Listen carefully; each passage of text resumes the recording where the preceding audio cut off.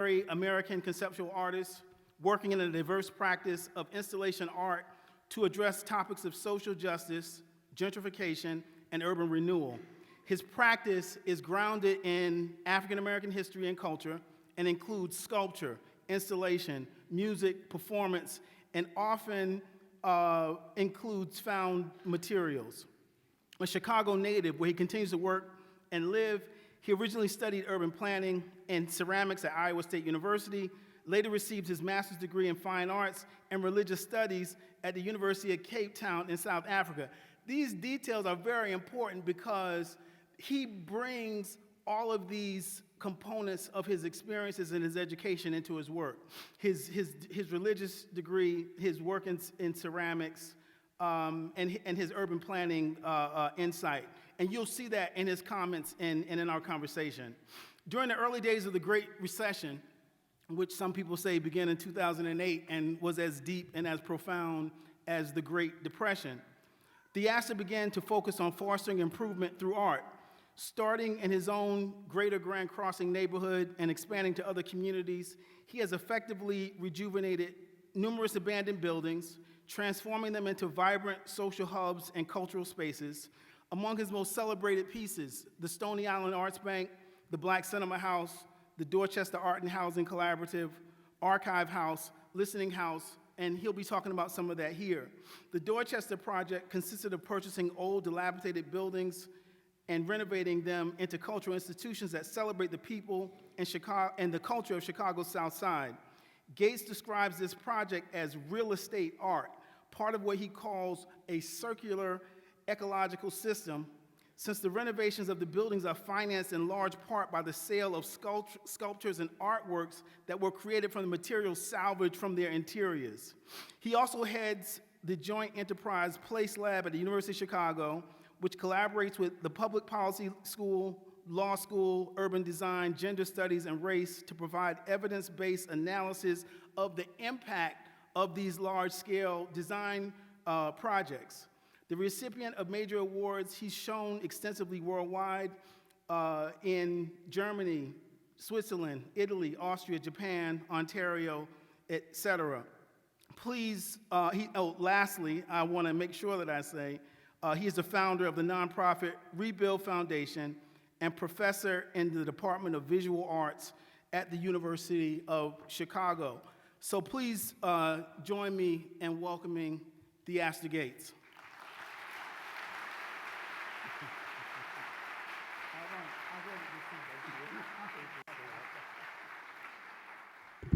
Hi, everybody. Pardon that long preamble. Earlier today, I was asking him to stick to the script, and now I want him to cut the script shorter. In the interest of time, we're gonna shorten my presentation, and so I'll try to be really focused. As a visual artist, it is not normally my work to think about sites of trauma.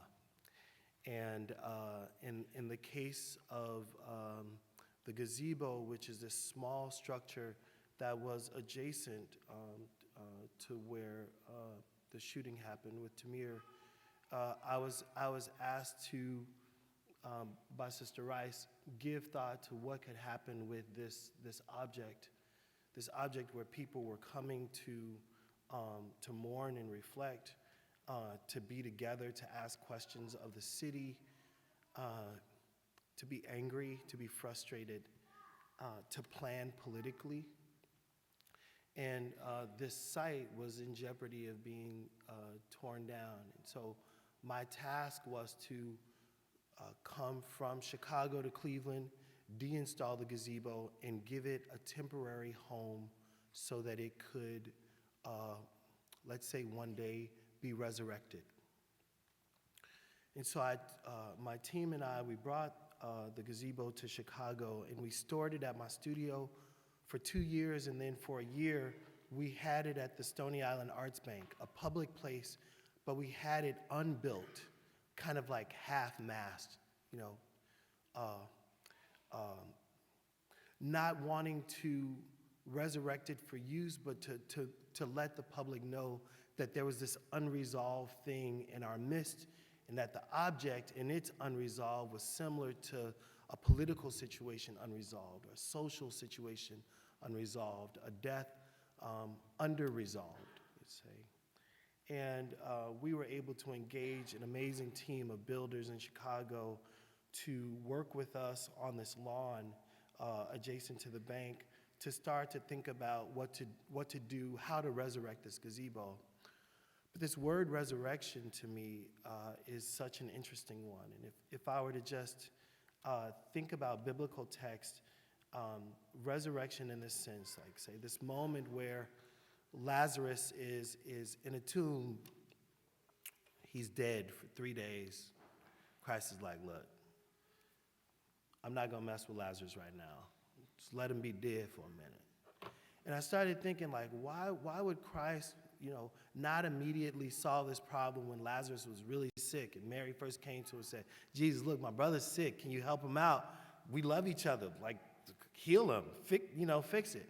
And what I realized was that the power of resurrection as it relates to Lazarus was that part of what Christ was trying to do was show people that there was a place, there was a person who had been gone, and that there was no way of kind of bringing him back, and that the miracle of his life would then help other people believe in the power. And I think that part of what I've been thinking about with the gazebo is that it's a material way of demonstrating Tamir's life, but also there's something about the resurrection of this object that keeps us believing in the possibility of a regenerative hope, of a political process that works, of equity that allows people to be safe in their neighborhoods, knowing that their children are safe in their neighborhood. That as long as we have access to this material object, we have potentially the capacity to believe a little bit more, or we ensure the fact that Tamir's memory won't be lost. And so I feel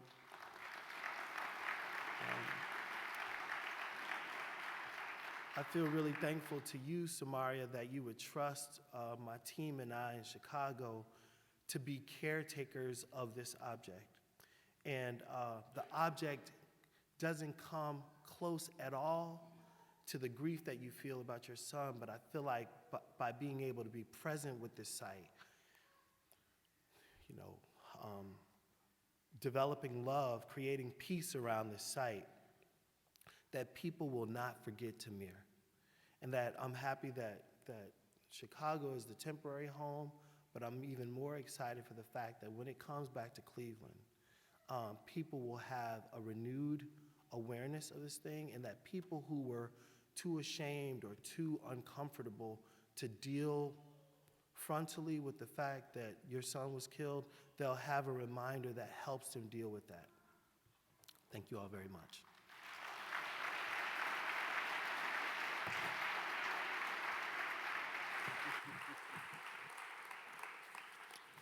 All right. That was incredible. Man, it's good to see you. You too, bro. And it's good to have you here in Cleveland. Thank you. I want to talk about I just want to talk just briefly about your really expansive vision that you bring to art. And I want to do it in multiple ways, but mostly what I'm hoping that we're going to get out of this is, just in these few minutes, is to get our city, our artists, our foundations, our city planners, our people to start thinking in these very broad and expansive ways, because I think that it's something about what you're doing that is rooted in your thinking and in your philosophies. So let me first start with, when I heard about I lived in Chicago for 5 years. Mm-hmm. I rode past that Stony Island Bank a million times, and I just rode past it. Yeah. But it was in rough shape. That's right. But some people see a 24,000 square foot building that's an old building. They just see a 24,000 square foot old building. You saw possibilities. What's the process? Yeah, so I'm gonna talk to us for a minute. If one of the challenges that we have in black space, broadly speaking, is that all of the monuments that, all of the places that we know and love, whether it's because of redlining or urban renewal or black flight or white flight or manufacturing flight, there are all these reasons why our neighborhoods don't look like other neighborhoods. Well, they don't give us everything we need. And I was trying to figure out, well, why do I have to go to another neighborhood in order to feel good about myself? Right. Is it possible for a black person to live in a black space and feel good about where he or she lived? Do I always have to go to the suburbs? Right.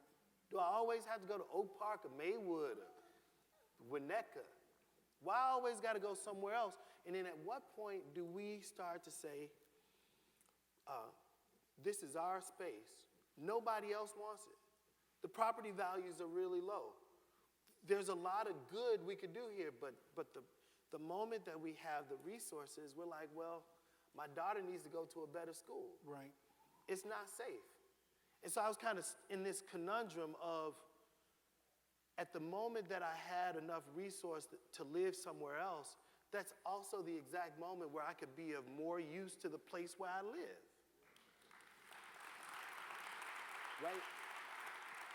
And so then it's like, well, do you get a $500,000 appointment in the Gold Coast? It's one bedroom with $500,000. I can rehab 5 2-flats. Yeah. So I was like, I'm gonna rehab 5 2-flats. It felt really simple, you know. Right. But I think that the power then is that if we were talking psychically, what happens if 5 buildings on a block that has been abandoned for the last 30 years, what happens if those 5 buildings come to life again? And then what happens for like the 7-year-old who's been walking past abandoned buildings, and then all of a sudden they see people working on them, and in the morning they say, hey, good morning, and all of a sudden my neighbors started mowing their lawns. Right. Like people started doing stuff. It like woke up, and it was like the resurrection made people believe. Okay. Right? And so the bank was really dead. I always talk about this. The thing hadn't been used for 35, 40 years, right? Right. So it's like, in this case, it needed a Holy Ghost revival. It needed like, all the saints needed to be around the bank, like, come on, Jesus. Yeah. Come on, Jesus. Help us.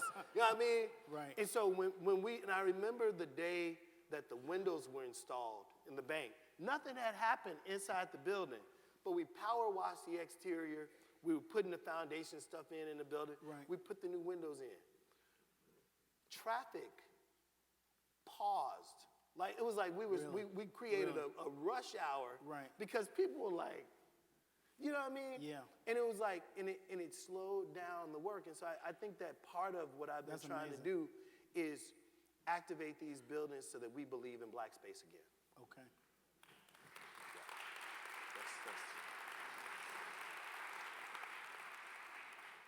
And for someone, you know, I talked about, I paused when I introduced you about the range of your experiences, because I think you bring those experiences to bear. Like you have to interface with city planners, you have to interface with city government.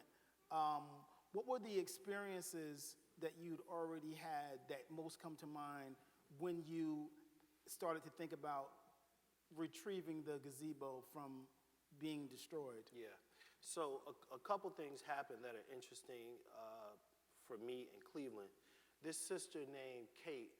Kate, are you in here? Kate and I used to work together at a place called ACT. Oh, Kate is in the house. Hey, there you All right, go. Kate. ACT Charter School. I used to teach after-school arts programming at ACT Charter School.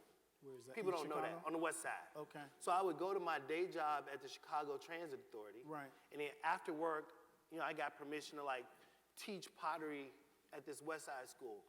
Teaching pottery at ACT, very important. I think one of my frat brothers, Dale Robinson, is in here. Dale, is you in here? D-Rob, what up, baby? Rudolph. So when I was in undergrad at Iowa State, I remember Dale was he was a hall director. He was like one of the first administrators that I met, like first black administrators. And it was like, he was so like diligent. It was like Dale Robinson, Brian Phillips, Paul Thibodeau. They were like these brainiacs who were smooth and social, Right. but also got things done. And I remember having brothers and sisters like Dale in my life was super important. What people don't know is often they say like, oh, you're an artist, Theaster, and how did you learn how to do all this stuff? I actually worked for Valerie Jarrett. I worked under her administration at the Transit Authority. Valerie was the chairman of the Transit Authority in Chicago. She was a cold boss. I'm sure. You know what I mean? But for 7 years, I worked, as a transit administrator, Right. thinking about the arts. Right. So writing policy that allowed us to get money for the arts, and then convincing the Chicago Transit Authority to give us that allocation, make it available for art, and then teaching artists how to go from like a small water painting to like a very big work of art. Right. And all of that work was kind of precursive to me becoming an artist or even thinking about my own practice. Okay. So I was already a grown man, and I had lived a few lives, but because of like in undergrad, I had to take land use zoning classes, building law, like construction law. Right. So all that stuff about how to make a city work was part of my DNA. Yeah. And then the art part came on top of that. Okay. So it was like, I had to know the rules of the city, and I was learning the rules, Right. the structures. Right. Let's say as functional or dysfunctional as they were, I was learning them. And then it's like, after I learned them, then I could like freak them a little bit. Or I just knew, like if I had a problem, like let's say you in your house and your water floods in the basement. We may not know who to call. Like, who do you call if the, and then you don't know, like, man, if my basement is flooding, is it my problem or is it the city of Cleveland's problem? Right. Well, if it damages all my stuff, and it's like, oh no, oh yeah, I know, or it's like streets and sanitation, or like all these departments. But it's like I started to understand the bones of a city. Yeah. And I feel like, man, for us especially, it's so important to understand how powers and principalities and the rule and the kingdoms of how these things work. Right. You know what I mean? Because Right. when people talk about powers, when the word talks about powers and principalities, Right. they talking about governments and bureaucracies. Yes. And then things seen and not seen. Come on now. Like I feel like those things they're much more tangible. Right. And it's like, are you willing to look at powers and principalities and understand your relationship to this world? Yeah. And we have to know more. We have to know more. And I'm not talking about no academic knowing. I'm talking about real, you got to know that it's the city's problem or your problem when you face your basement. No, floods. you're right. You got to know. You're right. And then you also bring the religion into the work, because like you kind of preaching right now. I'm You know a what I'm little saying? bit sideways preaching. You bring the religion into the work. One of the interviews that you did. Wait a minute, let's talk about that. Okay. It's not really it's yes. Yes, I am. But Right. but what I'm also talking about is like people quote Shakespeare. They do. People be like, oh, and thou shalt wither situation. Right. I'm like, okay, that's interesting. Right. And then, people, the philosophers, I'm just saying that all the important, like all the knowledge, all the wisdom, it's all right there guiding us if we listen. Yeah. Well, I guess I'm saying you bring a certain humanity in your work. It's very evident, which is why you would have the vision to say, we need to save this gazebo and not tear it down. Yeah. Curious to know your thoughts on, when I think about, do you remember there was the Rosa Parks house? Yeah, And it was about to be demolished also. yeah. And an artist, U.S.-based, but who lives in, U.S.-born, but who lives in Berlin, Yeah, in Germany. retrieved it, took it apart, took it back to Berlin. And what was intriguing to me about that was it seemed as if it enjoyed a greater appreciation in Berlin than it did in It's so Detroit. deep, ain't it? Yeah, it's very deep. And I'm just curious, your thoughts about that relative to the gazebo. This is a tough one. So, well, one way of thinking about it is, do we care enough? Has oppression been so tough that we no longer care about things? You know, you look at the Tulsa riots in the 20s, Right. and it's like, man, at the moment when we were like at a pinnacle of black being, they burn it down. The moment when things start to seem to be going really good, the taxes increase, and the people on a fixed income can't pay the taxes. Right. The minute the new school come, people are worried because they're like, oh, I already know they're gonna try to squeeze me out of my house. Yeah. And so it's like, there are these moments where I feel like I'm not sure what happened traumatically, but it seems like we're almost better remaining nomadic. You know, like we don't really, do we really believe that we could build strong black institutions? Right, so there's a part of me that's like, man, well, where should the things of black people be kept? Right. Right? And so like Rosa Parks' house, we know that the house is important, but the space around the house, the house is sacred, but the space around the house ain't sacred to nobody. Yeah. John Coltrane's house. The house is important. Something really important. Alice Coltrane recorded her 5 albums in the basement of that house. Miles Davis, same Right? thing. Take your pick. In Chicago, Muddy Waters. Right. Like, you call it, you know? And it's like these moments where it's like, well, the house is right, but it's in the wrong situation. Right? But in fact, that house or those objects are waiting to be the things that help bring new energy and new life to the place. Right. You know? Right. So it's like, I live in Chicago. In Illinois, you know, you see signs for like Abraham Lincoln's birthhouse. Who cares? Right? But they sign it up and it's like, oh, we're going to Springfield. Let's stop by Abraham Lincoln's house. And people stop in Springfield and they go to the house. And the house got some money. You know, so I think that there are moments when it's important that we shine a light on the objects that matter to us. Right. And that we have an infrastructure or platforms where we can shine that light. And I think that in the case of Rosa Parks' house, getting it out created a story. Well, in fact, I wasn't trying to make Tamir Rice's gazebo a work of art. Right. I actually tried to dodge anything that was a semblance. The only reason that I'm involved with that gazebo is because this sister called me. Yeah. And so maybe in this sense, it feels like it's more about relationship.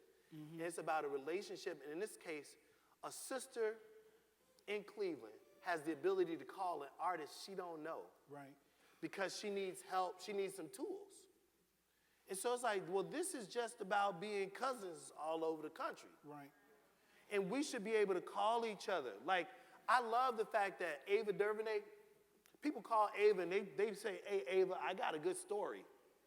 Right? And the way that sometimes these things emerge is because we have the truths of our lives, and then there are people who can help give shape and form, amplification and platform to the truths of our lives.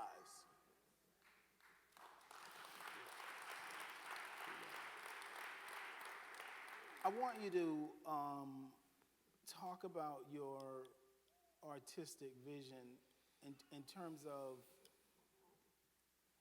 time and place. In one interview that I saw you had done, you said that, I think you said, I may be quoting you wrong, that this art is not meant to last forever. Am I quoting you right? Well, let's talk about time for a minute. I've been telling people that I'm in the middle of this biography of a brother named Marcel Duchamp. And Marcel Duchamp was an important artist. His heyday was around 1938, 1936. He was doing amazing work. And what's interesting about Marcel is that after he made his most important works, he stopped making art. He was like, that was my best thing. I shot my best shot. I'm just gonna support other artists. I'm gonna have shows. I'm gonna be a dandy. I'm gonna be casual. And because he didn't want to take the thing that he loved and reduce it only to a commodity. Mm-hmm. I think the thing that I think about all the time is like, when you ask yourself, like, why have I been given a gift, or why was I given this training? I don't think that our gifts were just to like make money. And I think the moment that industries make us think that the spiritual power that we have, every bit of it should be commodified, that's when they own us. Yeah. That's when we stop using it for the thing that it should have been used for. Right. So there's a part of me, I got a little quandary, y'all, where it's like, I'm getting a little too slick at this. Mm-hmm. And there are moments when it don't feel right. Yeah. You know? Yeah. You know, what you're saying, it reminds me of Grace Lee Boggs. And she says that, you know, what we need in the country is a revolution, and a revolution in the way we think, and the way we think about work, and the way we think about education, and the way we think about family, and the way we think about life, and the way we think about our relationships to each other. And I feel like your work really speaks to that. And I think within your work is a philosophy of change that I believe that we can apply to change the situation around what happened with Tamir, and that our people should, as citizens of a country, be expected to have a pathway to justice. Absolutely. When the state kills a 12-year-old child. Well, you know what? I mean, imagine, Bakari, who better than artists to take these issues and amplify them? Right. You know what I mean? Right. The only problem is that sometimes the only opportunity we have to amplify them are in the wrong soil. Yeah. So it's like, well, if Samaria and I can work directly, we ain't got to call it nothing. All we have to do is make an appeal to the city and say, look, some injustice was done. We want to right that injustice, right? So y'all gonna tear down the little gazebo, we want the gazebo back. You know, I want to have a space where young people can do art because my son loves art. These are reasonable requests. Right. These are reasonable requests, right? So I think that our job is to just get behind our elders and our leaders, our seniors, and push. Well, we appreciate you, and we appreciate you coming here and spending time with us. It's a pleasure. They're giving me the nod, but I just want to thank you for Samaria. coming and Thank you. lifting up the memory of Tamir. Appreciate you. Oops. Not tonight. All right. Okay, I guess we We exit. go that way? I think Which we way? might exit this way. I don't know.